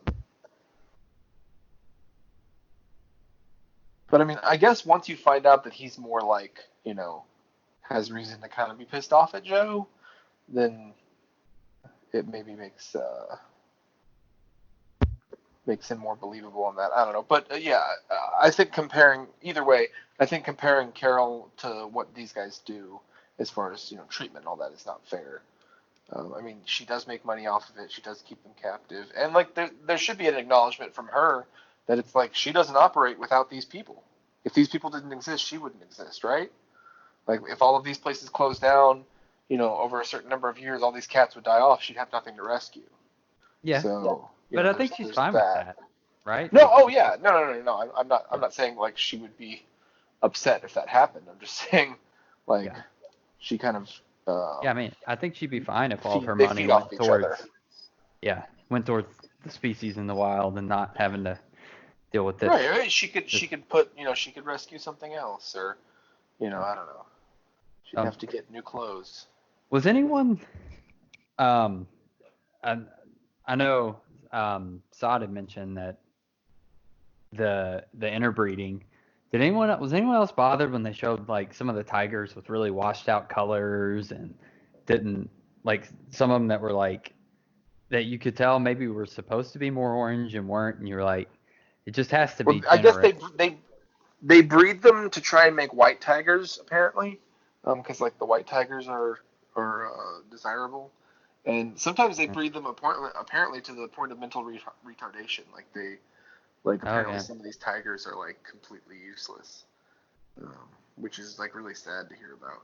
Yeah. Because when you look at them and they look like these big, majestic, proud creatures, because they've got these beautiful coats and it looks like a tiger, man. It's like fucking Shere Khan, but that's not what a lot of these guys are, unfortunately. Yeah.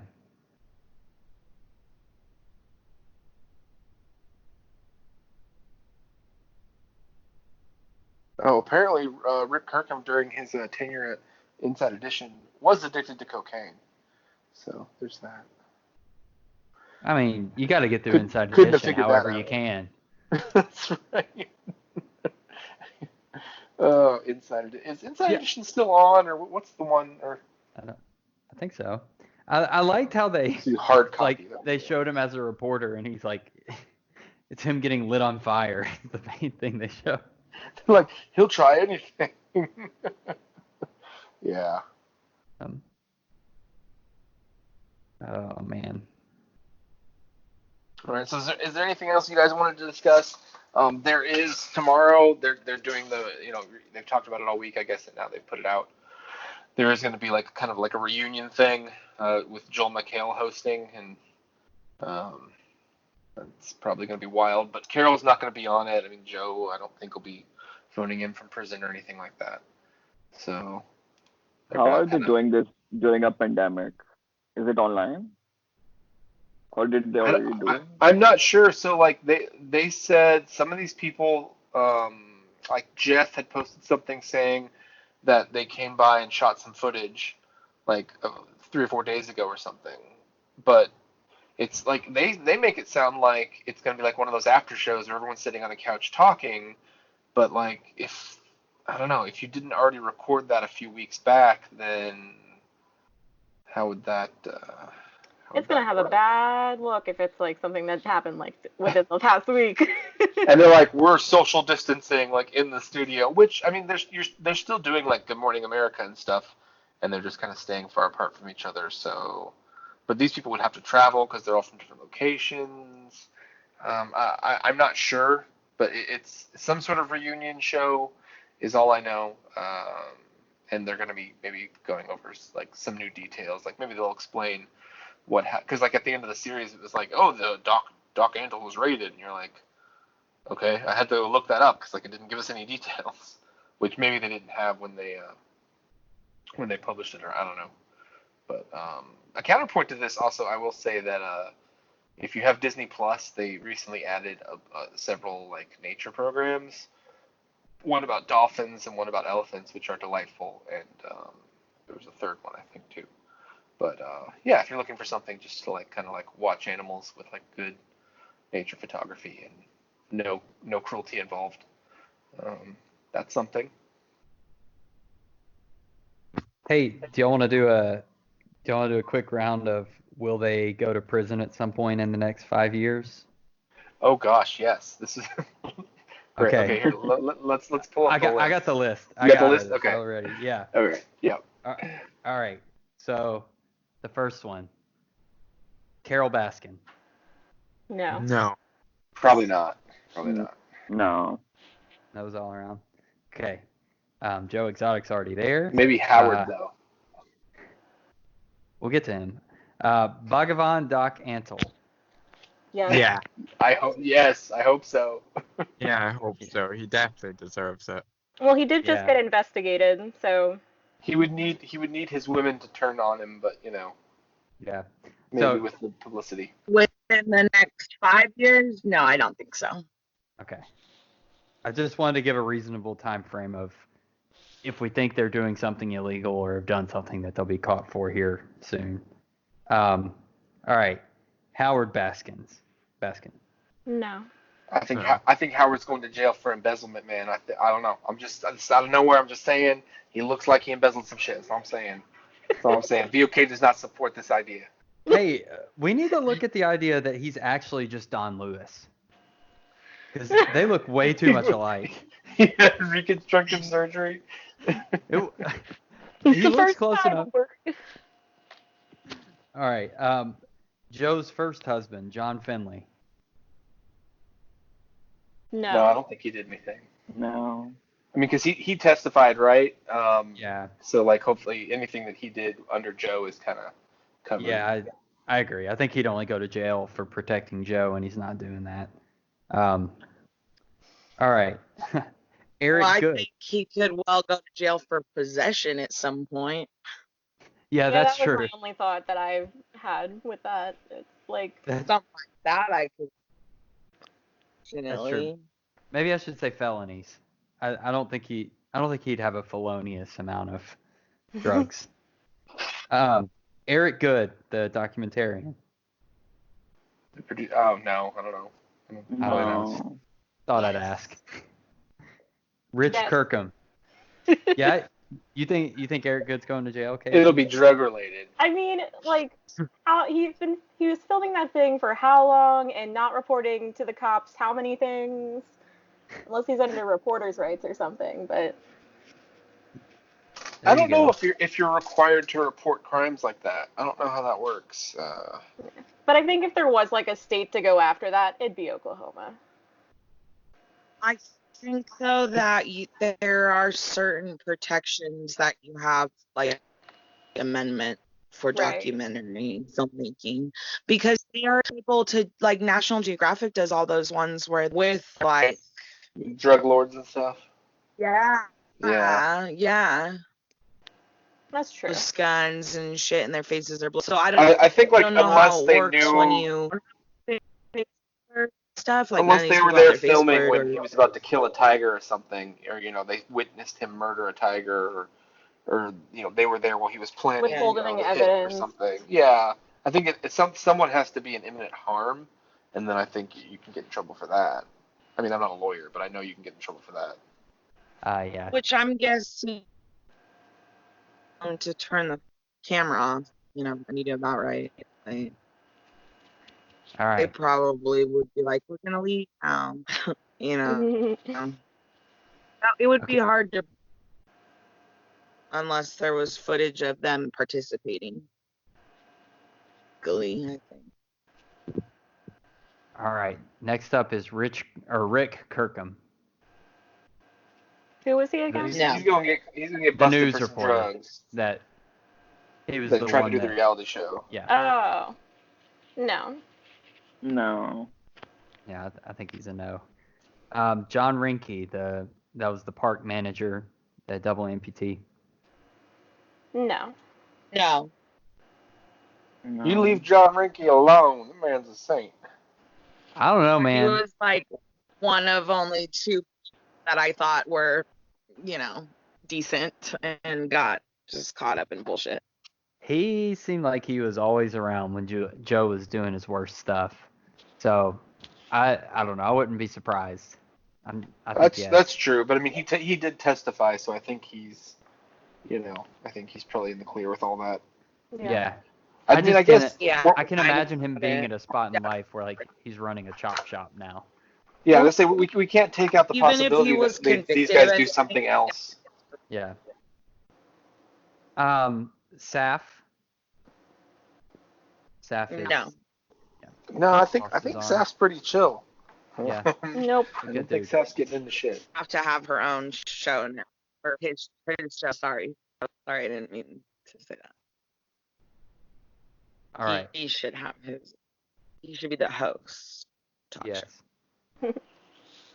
show. Eric Cowie is the or Cowie. He is the head zookeeper, long blonde hair. He was the guy who like didn't give any shits. He was like, I don't have time for anything. Yeah. How many wives does Doc Antle have? I don't fucking care. Yeah. I think he's going he's going to get in trouble. I think he needs someone to like kind of keep him going. Nah. No. I I think think- he's straight. Yeah, I think deep down he's a good dude. He seemed to actually Yeah. care about the animals, and he was really messed up that he couldn't help Of all of these the people, animals. can I just like I just want to say that they are all crazy, and I think they're all really weird and don't treat humans well. But one thing that I think it has to be true of all these people, the only way you could do it is you have to have not a lot of fear and a lot of love for these animals. And I do think these people, they do on some level, at least they believe they love animals. Yeah. Otherwise, there's no way, I don't think you could interact with them like that, you know? Yeah. Well, and it may not be the So, most pure yeah, form of as love. Like, like it's right. you know, it may might be not be like healthy Dr. love. Uncle's form of love. Yeah. Well, Well, but just I Exactly. mean, It might not be healthy. I think Yeah. it is. That is his love. Like that's true for that. yeah. Yeah, we Well, forgot to mention that like the I'm just series saying that. I'm glosses not over saying like one way or another. the potential like bestiality angle there. Like, yeah. True. Yeah. Honestly, well, I think that's the thing, right? Like they don't ever explicitly met a horse person. No offense, they're kind of weird. They have like specific type of personality. I'm not saying it's good or bad. I'm just saying it. You're killing me. And these people, yeah, a lot of times like they're tiptoeing around them, saying like we live like a pride all together. Well, Yeah, but he specifically says like in their first interview with him, he's talking about like the kind of love he has for the animal, and it definitely goes like to like a degree that you're like, wait, what did he just say? And then he yeah, introduces all his tiger wives. it's like it's not sexual. I mean, I don't want to say that it is, but yeah, it's a different way to be, for sure. Not what I would do, but whatever. Yeah. You All do right. you within the Next- law. Next up, I think this might be our only unanimous one. Jeff Lowe. Oh, yeah. Yeah. Yeah. Yeah. He's getting Yes. he's getting put down at some point. Does anyone? Every time I see him, I think about that guy from that movie We're the Millers that had the no regrets tattoo. Correct. I don't know if it. Yeah, I'm like I this did is not like see that movie. No, he's like a weasel. he's just like he's 60 years old and dresses like not even skateboard like I can't even kids who thought they were Okay, cool so dressed they- 15 years ago. Anyways, Wearing Ed Hardy For shirts that, and shit. where we come from, Adam, he's a bro. That is what it's called. He's like, I drive Well, a really fucking yeah, good so bike. Yeah. so if you've ever lived in Vegas or Southern California, like old people dressing like him, very common. Yeah. Yeah, Um, and they're always just not someone I like to associate with. yeah. Yeah, and then like when he was, then they were talking about like his nanny for his kid and like making his I think fiance get back in the gym after she gave birth. I was like, right. I'm not- He was like, yeah, she's gonna give birth, Oh. and then she's right back to the gym. And I looked at my wife and I'm like, oh my God. Yeah. Yeah, I was like, Yeah. but then like, this is a chick who was like, yeah, let's go to Vegas and use tiger cubs to have three-ways, you know. Yeah. So he's like, yeah, we can have a nanny as long as I get a picker. Look at this one. And I'm Ugh. like, if you're the nanny, like, and you watch this show because you're probably like, I'm gonna like, the guy I'm nannying for is on this show. You'll probably watch the show. You'd be like, I quit. Yeah. Like, oh my Also, gosh. is my next paycheck gonna bounce? Because it kind of seems like it's gonna. Well, yeah. All right. The shame of House Stark, Tim Stark. Lord the, Lord Karstark. the owner operator of Wildlife in Danger, I think is the name of it in Indiana. They didn't show his area very much, but he was the one with the animals in the vans and shit, right? Yeah. Yeah. Yeah, and he's the one that is currently partnering, I think, with Jeff, like as they're building their new Yeah, but he's paying for everything. thing. So one of my friends grew up in Indiana and told us the other day that she went to that zoo as a kid, which was exciting. I'm not sure if he's done anything illegal, so I'm gonna say no. But like, I think he's like they didn't focus on him enough, but he's just as bad.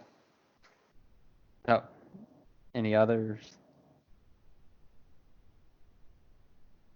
I think he's a yes. He's already under investigation, and he if you look Tim Stark up, the most recent article is a local news station about a month ago or a month and a half ago. They go like film clips there, and he's like, "I'm opening the doors today. I got nothing to hide. I'm gonna show y'all how well I take care of these animals," which is just like, I think code for he's definitely abusing animals. I don't think that's I don't know, how. man. Seems like he's got nothing to hide. And I think Yeah. he's having a feud with Jeff Lowe, so they'll probably just expose each other. Yeah. Know that they hate each other. Yeah. Right. Right. There's- Yeah. And I think wasn't he was someone that at the end that Joe was like, oh, I got information on him. Oh, I'm sure Joe does. I mean, it sounds like he's probably done for because the animals that died, that was interstate it's traveling between states that happened, so the feds are That's how they involved get right you. away. Yeah. Those state lines. Yeah. So I don't know. I think he'll be locked up in the next few months probably. All right. Joshua Dial, the campaign manager. No, I hope he's selling ammo at Walmart again. Yeah, I'm a no. Yeah, I agree. He's staying out of prison. James Garrettson, the informant, jet ski rider.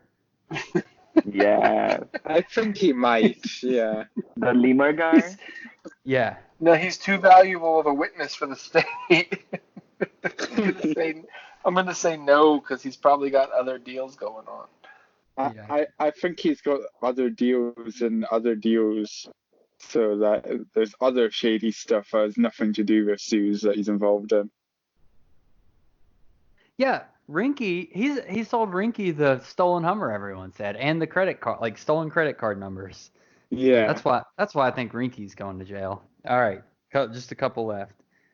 Alan Glover, the handyman for Jeff Lowe, possible hitman. I think there's a good chance that he gets popped on something, Yeah. anything. Maybe Yeah. not even related to this. Yeah, they're probably really looking into him right now. I think he might get taken into a police station, but I think that's how Jeff Lowe will be brought down, where he'll just immediately turn on him. Yeah. Right? Maybe he protects himself that way. All right, Lauren Lowe, Jeff's spouse. I think she goes down with him. I don't. I mean, I don't know. Is there evidence that she did anything? Usually, spouses kind of pull the parachute and they get the assets, and one of them goes to prison, the other doesn't. Yeah. All right. I've got 3 left on this list, but I don't. Dylan Passage, Joe's current husband. I don't know if he did any of the asset hiding stuff like Joe's mom did.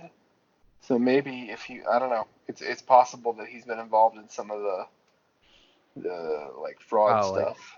with the But I don't lawsuit. know. Yeah, I think he came around too late in the game for the lawsuit asset moving around because everything was already under Jeff by the time he came around. Yeah, and I don't even know if you really get prison time for that anyway. Um, yeah, we can add Joe's parents. They Well, going to Mama prison. Joe, I think signed a settlement or something, and hopefully she's just washing her hands of it. Yeah, I simultaneously felt like terrible and not terrible for them. If Joe's story of how his coming out to them went is true, then that's awful. But then also, like, it's awful he manipulated them in their older age like he did. All right, Larry Rhodes is the sheriff of, I forgot the name of the county that Joe's in. Anyone think he's doing anything crooked? No, I mean, Wait, who is he? the He's sheriff? the Was he sheriff. like, Yeah. The was he one, calling them when there was roadkill and stuff? yeah, he was the one that said, I got really concerned when Joe told me that we might have another Waco on our hands. That guy. Oh, right, right. Oh, I remember that. There's so many crazy parts of this. I forgot that part because I was Yeah, like, well, shit, that's really Yeah. threatening. Does this end with everybody dying? yeah, But then at the end, Joe's just a Yeah. coward. I mean, that's the thing. Yeah. These people, they talk big and they put on a show, but then, like, some you see, like, when Jeff was like, "Hey, dude," like he left. So And can you imagine if a brown person had threatened police like that? a brown person. Yeah, that. Sorry, I thought you said blonde. I was right, confused for a second. A brown person. Yeah, like that you're would about to be. have another Waco. Like, oh shit.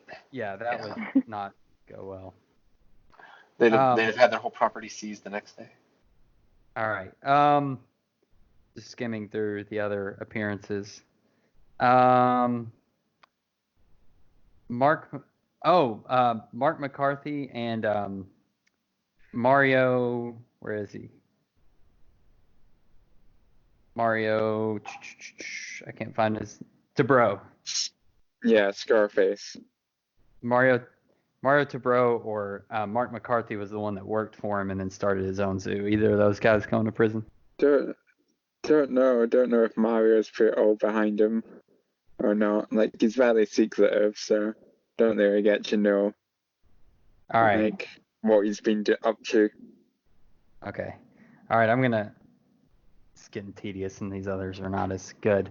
So I'll end with what I think is the only good one left, which is Anne McQueen, Don That's Lewis's what I was just looking assistant. at. Don Lewis's assistant, Anne McQueen. Is she guilty of stuff? Well, allegedly embezzlement. She was the one that said that like she was supposed to be the executor of Carol's husband's will, right? Yeah.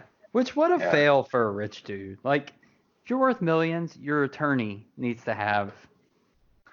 But again, your will. you'd be surprised though how many people, especially someone like that, if he's like burying gold and shit, that's exactly how these people work.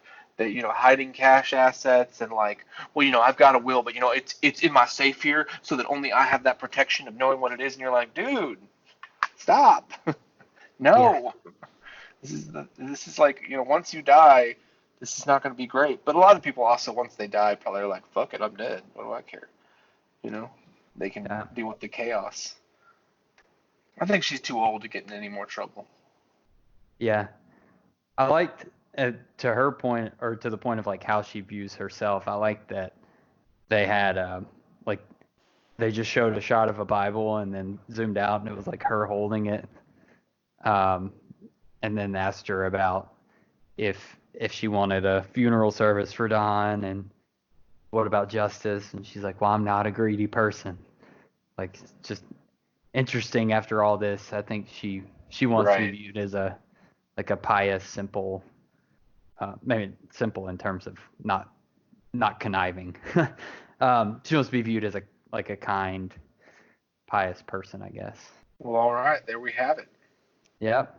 we'll see what happens, and we'll see what happens. On this will probably air about the same time that the new episode is going up on Netflix. Unless there's anything earth shattering on that, maybe there'll be like a little after show or something on that like really needs to be talked about. But probably not. It's probably just gonna be them all being like, I'm super famous and the show totally didn't portray me right. Which I don't really give a shit, to be honest. But yeah. So does anybody else have anything to say before we close out? Anybody? Anything else you want to say about the Tiger Kings and Queens? I think it's ironic that Joe wanted to become famous, and that was his whole thing. And now I think he's as famous as he could be, but he's in jail, so he can't enjoy it. Yeah, I think the irony definitely helps sell this. And like Kevin said, like if he had just not fucked around with Carol's shit, like he could have avoided the lawsuits. He could have not had to deal with any of this. And maybe he still would have been famous, Yeah, I think that Netflix should have had a disclaimer on every episode that says all of humanity, especially and tigers, were harmed in the making of this documentary. And then the viewing. You've lost a little piece of your soul over these 7 episodes. Yeah. Correct. I mean, just to expose the evil that is Doc Antle's ponytail and his crazy cult of Tiger Queens. I think they're doing the Lord's work with this show. That's the one I'm most interested to see what happens because, like I said, he seems like the most legitimate and also like the most predatory in some ways. Thank you everyone for joining me. We will, let's see, what else do we have? The reread is like done. We've got other episodes of other stuff coming out. I think we're going to be doing like some Westworld content for the new season here soon. Because that just got kind of interesting. I think pulled everyone back in.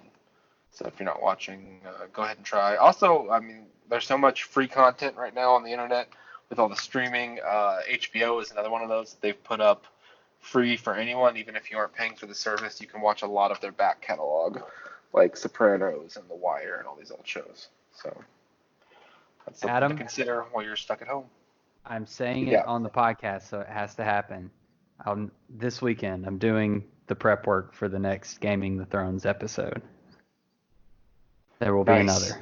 All these months later, there will be more. There will be more. And that's my fault. Like I totally thought I had put up the thing for that, and I went like a month or so ago to look at it, and I was like, where the fuck did that go? Like I searched, I couldn't find it. I think I just never posted it because I was so busy at the time and just it slipped my mind. So that's kind of my bad. I've been promising you the summary and outline for 6 months, so I gotta take the blame too. I mean, it might have been that. I might have been like, I'll wait until we have that or something. I don't remember. But I could have sworn I posted it. So, but yeah, that'll be fun to have something more to talk about. George is writing us Up a Storm. So, and it's fair to note that this show has been called like the white trash Game of Thrones or hillbilly Game of Thrones. There's the memes going around comparing people to different characters. I'll put that probably in the post or whatever because it's hilarious. It is fun when everybody gets as hyped up about something, and since post Game of Thrones. Yeah, it's nice to have stuff to talk about other than everything that's going on right now in the world. Yeah. So yeah, it's always fun because it's like every time this happens, everyone says this is the last time everyone will be watching the same thing, and then we all watch the same thing a few months later. Right. Yeah, it's been fun. Thanks, Adam. Yeah. Take it easy. Thanks, Adam. Stay safe. Wash your hands. Wear a mask.